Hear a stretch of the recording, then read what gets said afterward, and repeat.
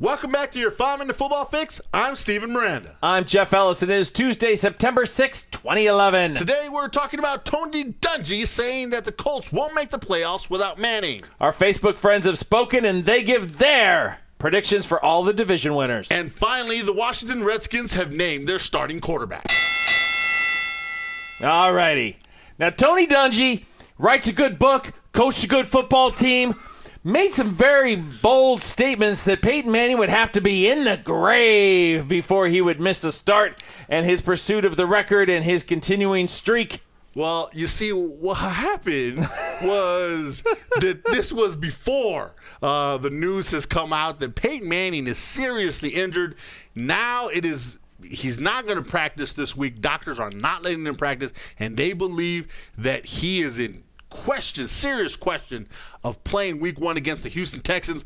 Right now, his status is doubtful. You know, an interesting statistic was put together by, I think, Football Guys, Steve, where they ran that doubtful starters have never played. Never? Over the last 6 years, wow. Doubtful starters have never taken the field. Ouch. So for Peyton Manning fans out there, for all of us who love the NFL, who love Peyton Manning, we hope that he gets well soon. But I tell you, Steven, how long will he miss? Well, that is the good question, because Tony Dungy basically said, look, if he even is in question of missing one game, that tells you this is a fairly serious injury.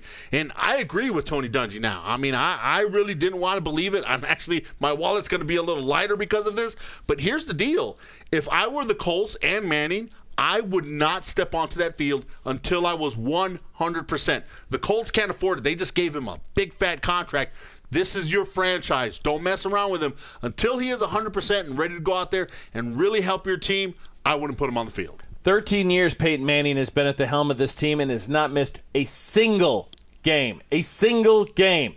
And so I think, Steven, when you say 100%, I assume you mean football 100%, yes. Which means that, yeah, this arm just got a thing in it and it's a little kinky and it's acting a little weird, but I'm going to play. When we're talking about football shape, and I agree completely, if he needs to miss 3, 4, 5, 6 weeks, so be it. He needs to do whatever it takes to get himself back ready to lead this organization again for the long haul. This team has made the playoffs 9 consecutive seasons. Yeah, well, streak is in danger now.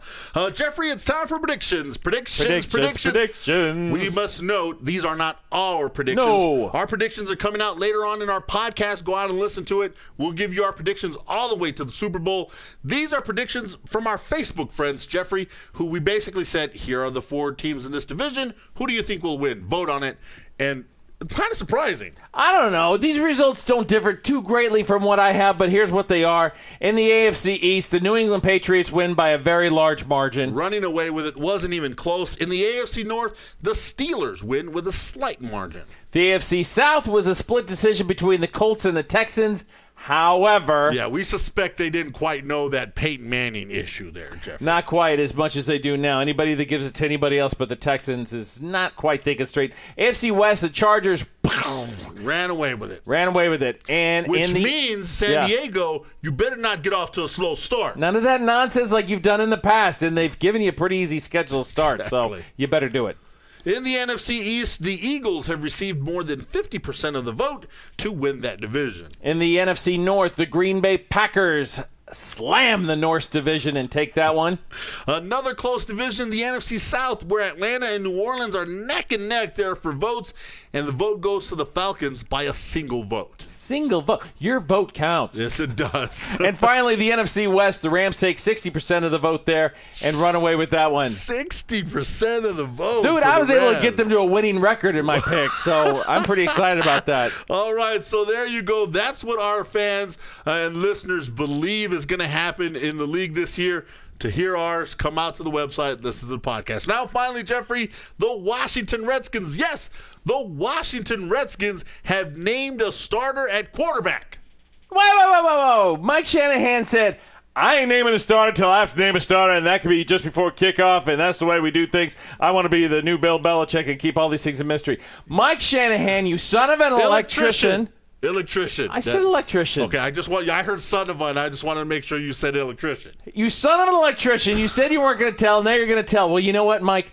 Thank you. That is the only way to play NFL quarterback here. You don't keep that a secret. I would have named my starting quarterback a couple weeks ago, but here it is, Rex Grossman. That's who they're going with. He beat out John Beck. It was a tight competition, but Grossman is the guy. Jeffrey, however, Rex, your leash is a little short, buddy. Yeah, I got your leash about this long. Mine's it's a little baby leash. All right, there you go, because John Beck is waiting in the wings. I'm Steven Miranda. I'm Jeff Ellis. For your 5-minute football fix. Out.